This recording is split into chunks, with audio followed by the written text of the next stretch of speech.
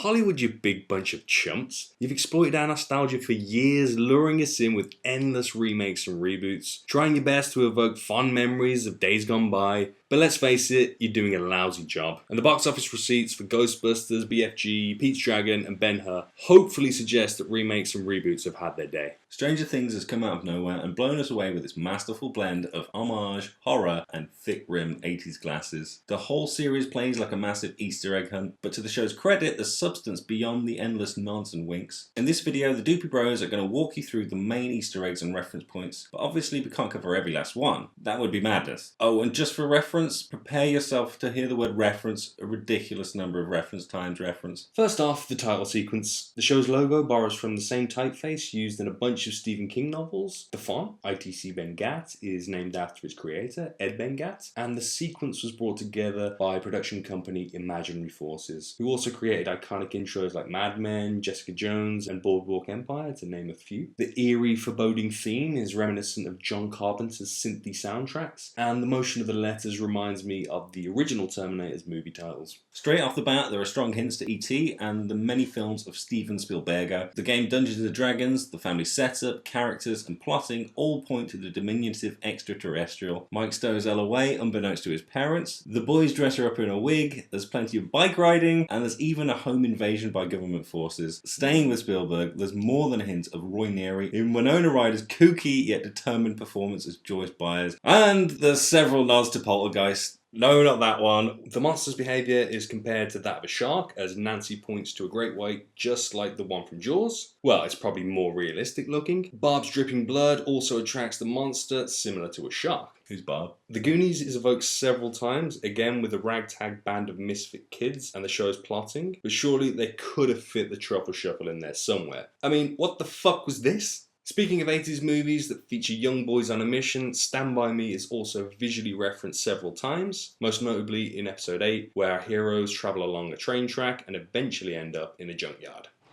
Hey! Hey, you kid! What are you doing there? Come over here! You!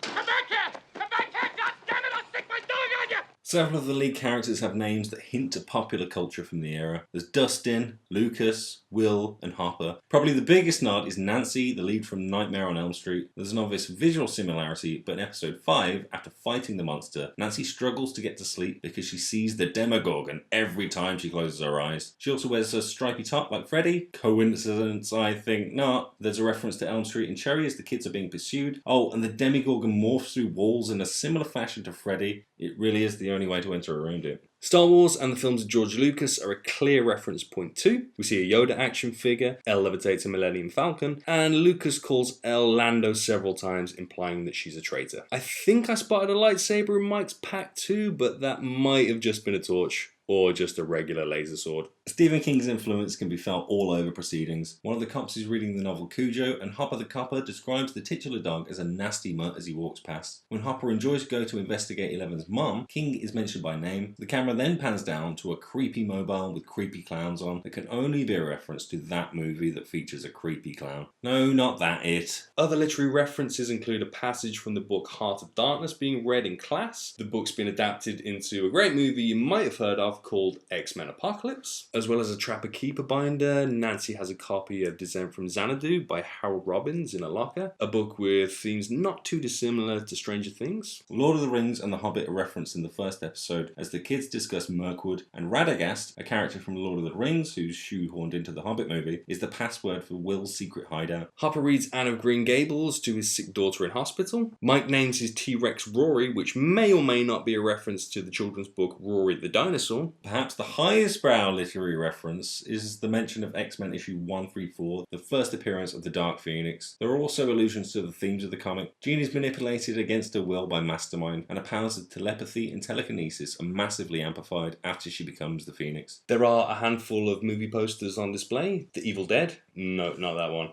Jaws, Dark Crystal, and there's a poster of Tom Cruise on Nancy's bedroom wall. Steve also reckons he looks a lot like the Cruiser, and All the Right Moves is playing at the cinema when he paints his naughty graffiti. Another movie poster that features prominently is The Thing, and the film is even playing on Mr. Clark's TV in episode 7. No, not that thing. Nancy and Jonathan even burn the Demogorgon in a similar fashion to the thing in episode 8. Melted plastic and microwave bubblegum Doopie. Other nods to popular culture include He-Man playing on the TV, calculator watches, and Rear Window. Also, Will's body warmer looks suspiciously like Marty McFly's in Back to the Future. The xenomorphs from Alien and Aliens are strongly referenced towards the climax of the season. The monsters drip with goo onto Jonathan, much like the Xenos do. The hazmat suits Joyce and Hopper wear are very reminiscent of the spacesuits from the Nostromo. They pass an egg that looks very familiar. Will is shackled in a way that implies aliens, and the parasite that he spews out invokes the xenomorph life cycle, hinting at a future storyline for next season. Though thankfully it didn't punch a hole through Will's chest upon exit. I don't think we could have taken another death, dude.